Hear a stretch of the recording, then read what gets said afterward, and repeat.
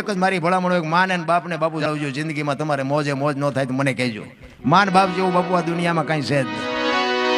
40 લાખની ગાડીઓ લઈને નીકળે ને વાયલી સીટમાં જોવો કૂતરો બેઠો હોય, લબરક આમાં માને બાપાને બેહાર્યા હોય તો કાળજુ ઠરીને એમ ન થઈ જાય, અરે એમને સારું જોડું નથી જડ્યું, અમારો દીકરો કેવી ગાડીમાં ફેરવે, કાંટો ન વાગે કાંટો. મારા રામ, આ તો કે તમને ખબર ન પડે, તમને ખબર, એટલે ખબર નહોતી એટલે 100 વીઘા રાખી હતી, તું 10 વીઘાના ઉલાળિયા મીડિયો કરવા, અમને નથી ખબર પડતી.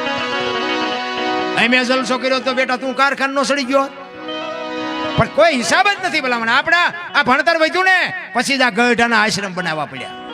ભણતર ખોટું છે એવો મારો દાવો નથી, ભણતરની જરૂર છે, પણ નકરું ભણતર બાપુ રોટલા વગીના રાખશે એટલું લખી લેજો, ભેગું ગણતર જોહે. આપણા ગઢાને રહેવા સારું ઘર નહોતું, ખાવા પૂરા દાણા નહોતા, પણ મા બાપ કોઈને ભારે ન પડ્યા. મને તો એ વિચાર થાય કે અત્યારે મૂક્યાના માર્ગ નથી, પણ માન બાપ જ નથી ગમતા.